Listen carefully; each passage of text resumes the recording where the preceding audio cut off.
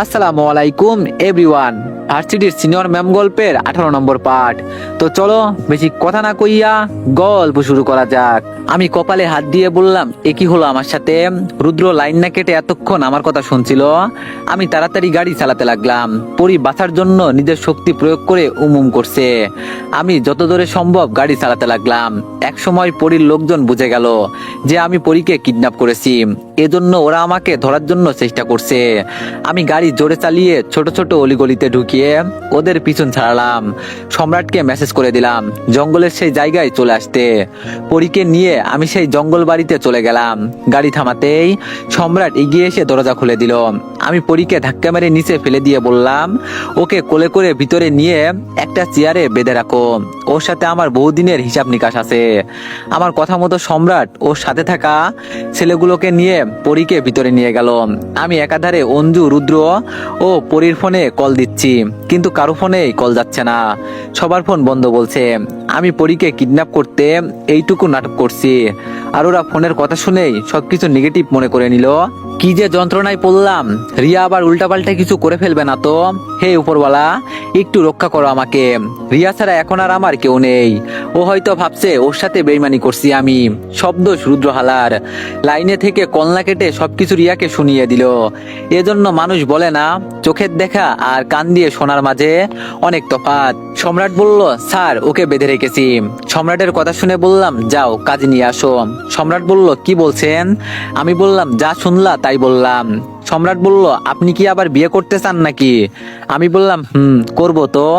সম্রাট মাথা নিচু করে বলল, বেয়াদবি মাফ করবেন স্যার। আমি নিজ চোখে দেখছি ভাবি আপনাকে কতটা ভালোবাসে। ওনার কান্না দেখেই আমি বুঝেছি ভালোবাসা যে কতটা সুন্দর। প্লিজ স্যার, ভাবিকে ঠকাবেন না। আমি বললাম, দেখো সম্রাট, তোমাকে আমি টাকা দিই আমার কাজ করে দেওয়ার জন্য। এখন যাও আর তাড়াতাড়ি আসবে। সম্রাট বলল, আবার ভেবে দেখুন না একটু, বিয়ে করাটা কি ঠিক হবে?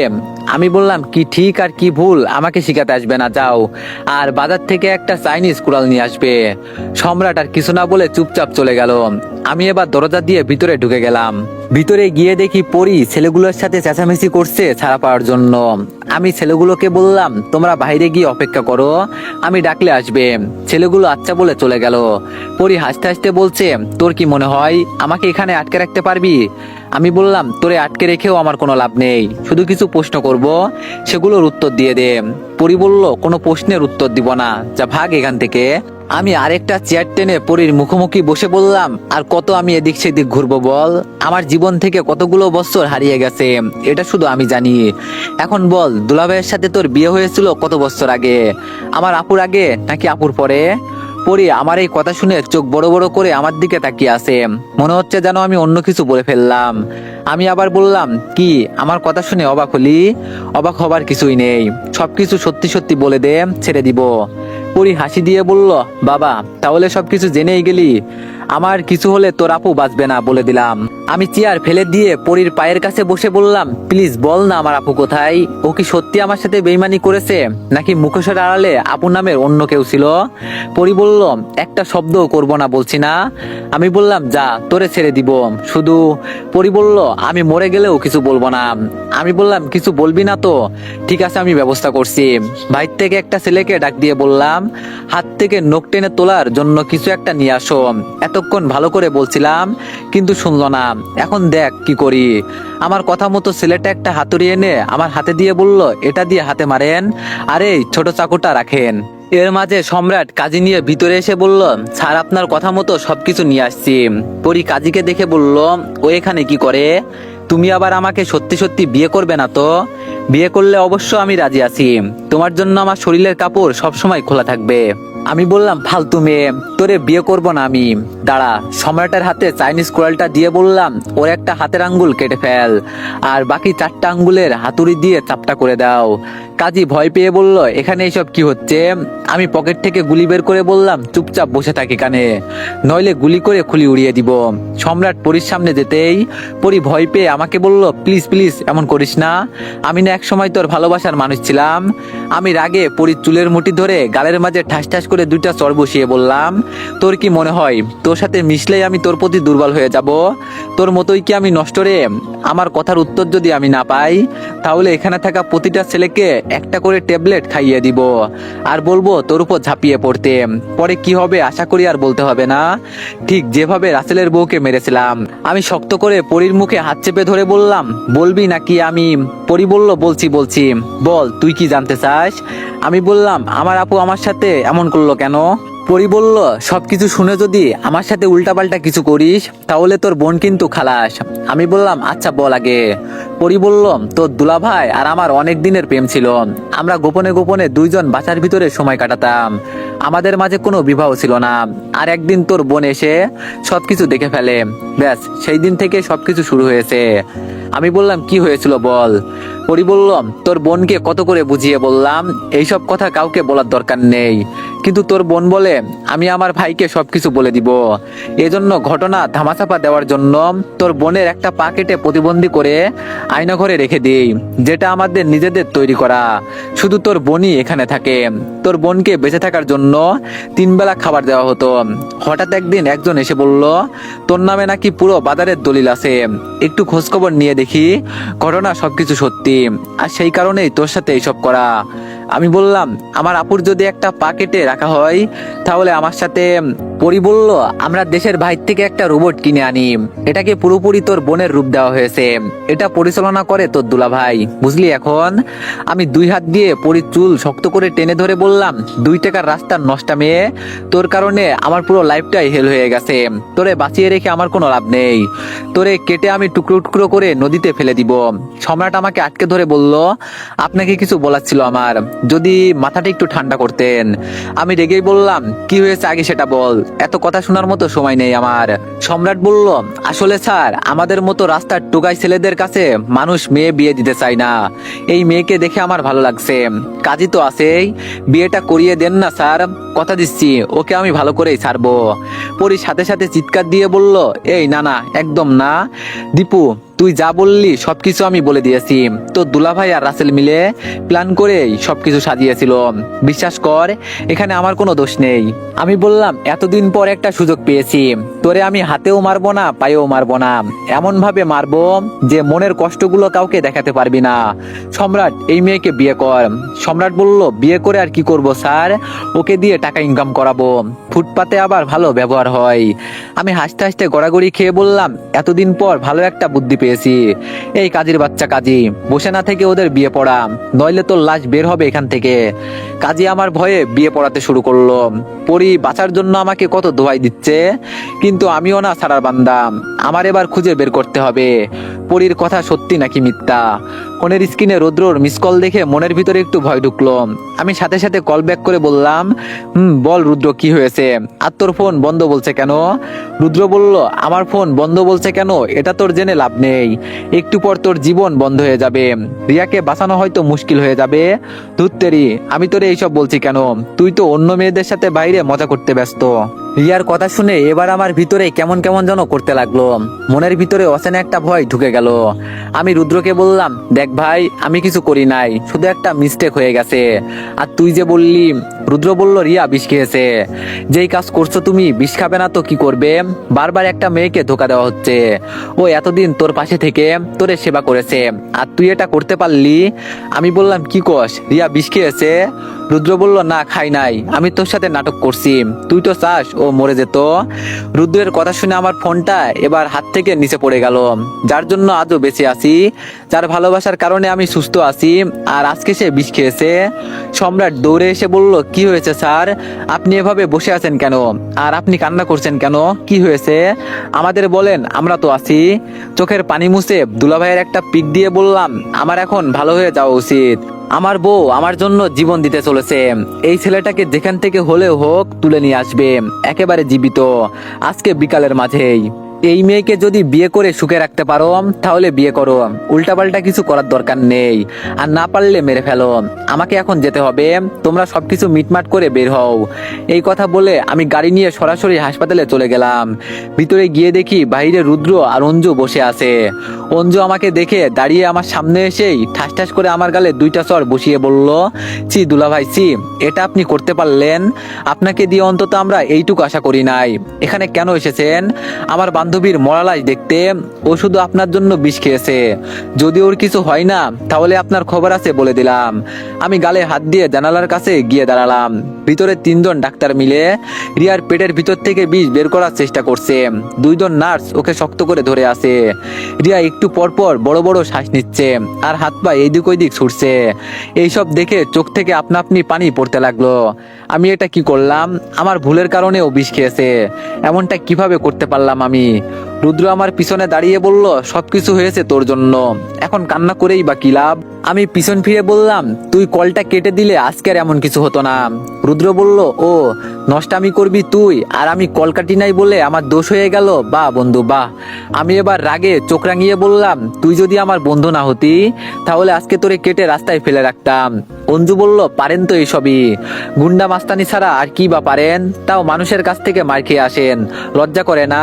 আমি সাথে সাথে অঞ্জুর গলা চেপে ধরে বললাম, আর একটা ফালতু কথা বললে তোরে এখানে জীবিত দাফন করব। রানী বলল, বাবা তুমি এসব কি করছো? পাগল হয়েছো কি তুমি? ছাড়ো বলছি আন্টিকে। আমার মেয়ের কথা শুনে অঞ্জুকে ছেড়ে দিয়ে আমি রানীকে জড়িয়ে ধরে বললাম, কেন এমন করলাম মো? আমি কিছু করি নাই, বিশ্বাস করো। রানী বলল, বিশ্বাস করব, তার আগে তুমি আন্টিকে সরি বলো, ওনাকে তুমি মেরেছো কেন? আমি অঞ্জুকে সরি বলে নিচে বসলাম। রানী আমার পাশে বসে বলল, বাবা আম্মুর কিচ্ছু হবে না, তুমি কান্না করো না। আমি রানীকে কোলের উপর তুলে এক এক করে ওদের সবকিছু বলে বললাম, আমি খারাপ কিছু করি নাই।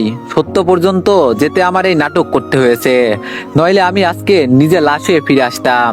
আমাকেও একটুও সময় দিল না, এর ভিতরেই বিষ খেয়ে নিল। পরীকে ফেলে আমার আসতে হয়েছে। যত বিপদ আছে সব শুধু আমার উপরে, একটার পর একটা বিপদ। রুদ্র আমার সামনে দাঁড়িয়ে বলল, সরি বন্ধু, আমি এত কিছু বুঝতে পারি নাই, সবকিছু হয়েছে আমার জন্য, পারলে মাফ করে দিস। অঞ্জু এসে আমার হাত ধরে বলল, সরি দুলা ভাই, ভুল হয়ে গেছে। আসলে নিজ চোখে কোনো কিছু না দেখে বিশ্বাস করা উচিত না, অযথা আপনাকে চড় দিলাম। আমি বললাম, বাদ দাও, আমি কিছু মনে করি নাই। এর মাঝে হাসপাতালের দরজা দিয়ে রাইসা কান্না করতে করতে ভিতরে ঢুকছে আর বলছে, আমার বোনের কি হয়েছে, ও বেঁচে আছে তো? রিয়ার বোনকে দেখে আমি পিছন থেকে পিস্তলটা টান দিয়ে বের করে ফেললাম। আজকে আর ওকে আমি ছাড়বো না। অঞ্জু আমার হাত থেকে পিস্তল টান দিয়ে নিয়ে বলল, পাগল হয়ে গেলেন দুলা ভাই, চুপ করে বসে থাকেন, আমি দেখছি। রাইসা এসে আমার সামনে দাঁড়িয়ে কান্না করতে করতে বলছে, আমার বোনকে কেন মারলেন? আমি জানি এই সব কিছুর জন্য আপনি দায়ী। যদি আমার বোনের কিছু হয় তাহলে কিন্তু আপনাকে ছাড়বো না। পিছন থেকে রাইসার ভাই বলল, ছাড়বো না মানে? ওকে কেটে রাস্তায় ফেলে আসবো। আমি এবার আমার রাগ কন্ট্রোল করতে পারছি না। অঞ্জুকে সরিয়ে দিয়ে রিয়ার ভাইয়ের গায়ে জোরে এক লাথি দিলাম আর বললাম, 1 মিনিটের ভিতরে এখন এখান থেকে চলে যা বলছি, নইলে এখানে ভরে দিব বলে দিচ্ছি। আমি এখন কারোর সাথে ঝামেলা করতে চাইছি না। রাইসা ওর ভাইকে তুলে বলল, 1 মিনিট এখানে বসে থাক, তোর ব্যবস্থা আমি করছি। ভাইয়া চলো তুমি। ওরা যেতেই অঞ্জু বলল, আপনাকে নিয়ে আর পারি না, সব সময় ঝামেলা বাঁধিয়ে রাখেন। এর মাঝেই ডাক্তার দরজা খুলে বের হলো। দৌড়ে ডাক্তারের সামনে গিয়ে বললাম, আমার বউ এখন কেমন আছে? ডাক্তার বলল, আপনাদের ভাগ্য ভালো যে ওনাকে সঠিক সময়ে নিয়ে আসছেন, এজন্য বেঁচে গেছে। রোগীর জ্ঞান ফিরেছে, এখন এক এক করে সবাই গিয়ে কথা বলেন যান। ডাক্তার এই কথা বলে চলে যেতেই আমি ভিতরে যাওয়ার জন্য পা বাড়ালাম। তখন অঞ্জু এসে আমার হাত ধরে বলল, এখন ভিতরে গেলে কি হবে জানেন তো দুলাভাই, আপনি একটু অপেক্ষা করেন, আমি ওকে সবকিছু বুঝিয়ে বলছি। রুদ্র আমার সাথে চলো, দেখি কি বলে রিয়া। রুদ্র আর অঞ্জু ভিতরে চলে গেল। রানী আমার হাত ধরে বলল, বাবা আমি একটা সুখী পরিবার চাই, আর কত আমি তোমার থেকে দূরে থাকবো। আমি আমার আম্মুর ভালোবাসা পেতে চাই, সাথে তোমারও বাবা। তুমি আমার মাথা ছুঁয়ে কসম খেয়ে বলো আর কারোর সাথে কোনো ঝামেলা করবে না, আম্মুকেও তুমি বকা দিবে না একদম। আমি রানীর মাথায় হাত রেখে বললাম, আচ্ছা আম্মু, আমি আর ঝামেলা করব না, তবে তোমার আন্টিকে বাঁচিয়ে নিয়ে আসার পর সবকিছু ছেড়ে ভালো হয়ে যাব। হাসপাতালের দরজা দিয়ে পুরো পুলিশ ফোর্স ভিতরে ঢুকে চারদিক থেকে আমাকে ঘেরাও করে আটকে ধরলো। আমি ভালো করেই বুঝে গেছি এইসব কার কাজ হতে পারে। রানীর মাথায় হাত দিয়ে বললাম, আম্মু তুমি ভিতরে যাও কেমন, পরে আমি তোমাকে ডেকে নিব। রানী আমার হাত টেনে ধরে বলল, বাবা একটু আগে আমাকে কি কথা দিয়েছিলে মনে আছে তো? আমি রানীকে জোর করে ভিতরে পাঠিয়ে দিলাম। এর মাঝেই রাইসা আর ওর ভাই আমার সামনে এসে দাঁড়ালো। রাইসার বড় ভাই যেই আমাকে চোদ দিতে যাবে অমনি আমি ওর হাত ধরে পিস্তল বের করে সরাসরি গুলি করে দিলাম। রাইসার ভাই মাগো বলে একটা চিৎকার দিয়ে নিচে পড়ে কাতরাতে লাগলো। সাথে সাথে 3-4 জন পুলিশ মিলে আমাকে ধরে ফেললো। আমি হাসি দিয়ে বললাম, বলছিলাম না ছোট মরিচের ঝাল বেশি, এখন তো একটা হাতই নষ্ট হয়ে গেল। রাইসা বলল, তোরে তো আমি, দাঁড়া আগে তুই জেলের ভিতরে যা, পরে তোরে দেখছি আমি, ওকে এখন নিয়ে যাও। আমি বললাম, তার আগে আমি আমার বউয়ের সাথে একটু দেখা করতে চাই। রাইসা বলল, তোরে এখনো গুলি করে মারি নাই, এটা তোর ভাগ্য বলতে পারিস। পুলিশ কনস্টেবল কয়েকজন ধরে আমাকে হাসপাতালের বাইরে নিয়ে গেল। সব দোষ আমার, আমি কেন যে বারবার ঝামেলা করতে চাই। আজকে রিয়া অসুস্থ, এরপরও আমি ঝামেলা করতে চলে গেলাম। ধুর, আমাকে নিয়ে জেলের দরজা খুলে ভিতরে ঢুকিয়ে দিল। 3 মিনিট হলো ভিতরে বসতে পারি নাই। এর মাঝে একজন কনস্টেবল জেলের দরজা খুলে দিয়ে বলল, আপনি এখন যেতে পারেন, আপনার জামিন হয়ে গেছে। মনে মনে বললাম, এত অল্প সময়ে আমাকে আবার কে ছাড়িয়ে নিল। অঞ্জুকে কল দিতেই অঞ্জু বলল, দুলা ভাই এখন সরাসরি মিমির বাসায় চলে আসেন, আবার এই দিক ওই দিক যাবেন না যেন, তাড়াতাড়ি আসেন।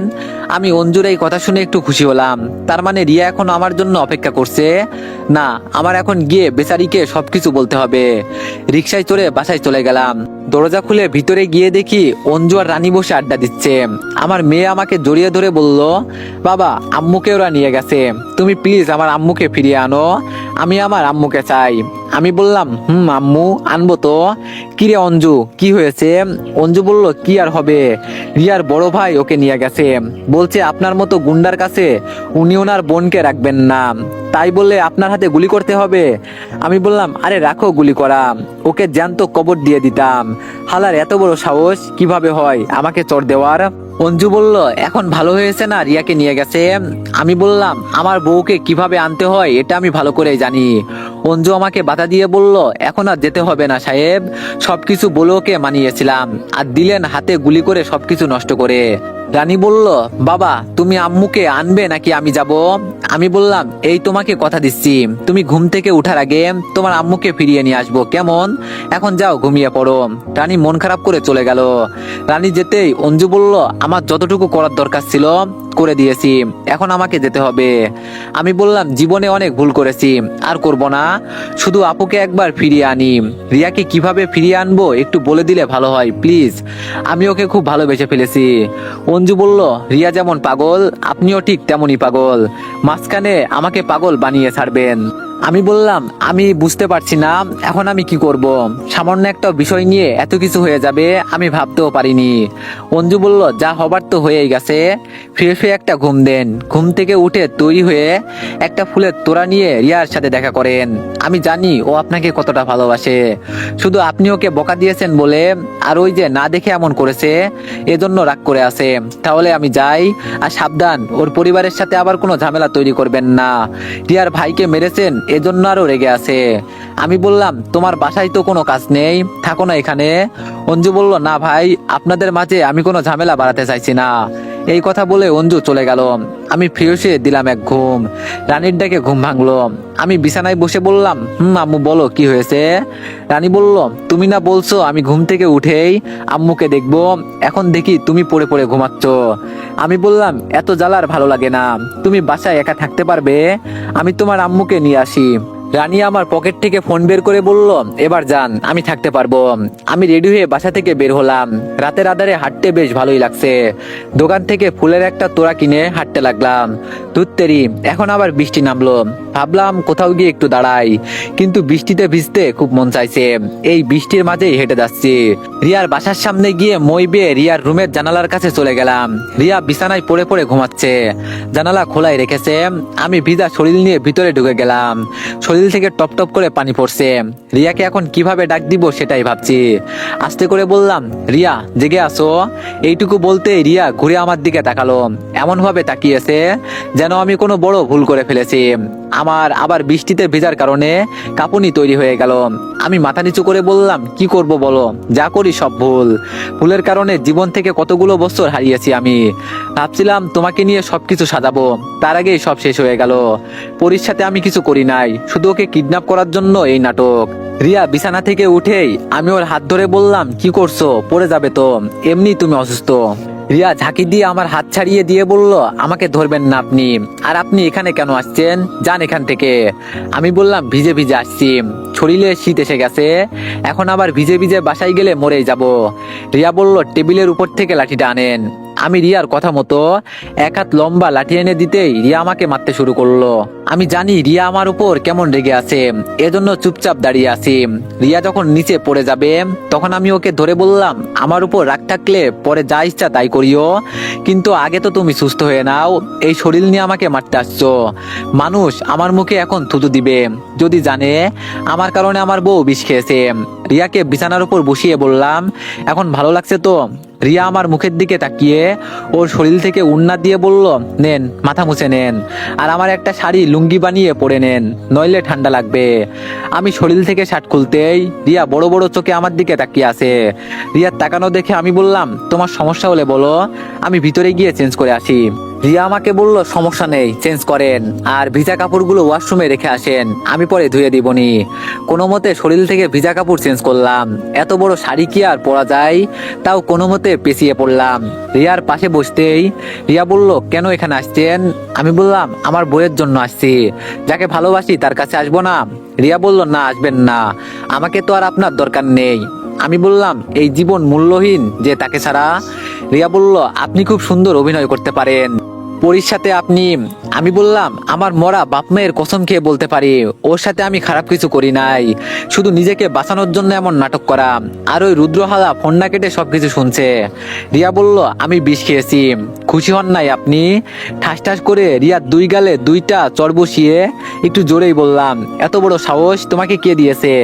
মন চাইছে তোমাকে বেঁধে পিটাতে, আমি বলছি আত্মহত্যা করতে। আমার কোনো কথাই ভালো করে না বুঝে চলে গেছো। তুমি তো মরে যেতে, সাথে 3টা জীবন নষ্ট হয়ে যেত। মাত্র একটু একটু করে বাঁচতে শিখছি, এর মাঝেই তুমি শুরু করলে। সেই দিন আমি বকা দিয়েছি বলেই তোমার রাগ করতে হবে, এটা মনে রেখো। তুমি আমার বউ, এজন্য আমি যা বলবো তাই তোমার শুনতে হবে। দরজার বাইর থেকে রাইসা আওয়াজ করে বলছে, আপু দরজা খোল, ওই দীপুশালা আসছে কি তোরে মারতে। ওর কথা শুনিস না আপু, ও বেঈমান প্রতারক। আমি আমার রাগকে কন্ট্রোল করতে পারছি না। রিয়া ঠিকই এটা বুঝে গেল। রিয়া আমার হাত ধরে বলল, চুপ করে বসে থাকো, কোনো কথা বলবে না। মারার হলে আমাকে মারতে, তুমি আমার ভাইয়ের হাতে গুলি করেছো। রিয়া বিছানা থেকে উঠে ধীরে ধীরে দরজার কাছে গিয়ে দরজা খুলে বলল, কি হয়েছে? রাইসা আমাকে দেখে চোখ বড় বড় করে বলল, তুই আবার আমার আপুকে মারতে আসলি? তোরে তো আমি। রিয়া রাইসার গালে ঠাস ঠাস করে চট দিয়ে বলল, তো এভরিওয়ান, নেক্সট পার্টের জন্য সবাই একটু বেশি বেশি লাইক আর একটা করে কমেন্ট করে দিও। ধন্যবাদ।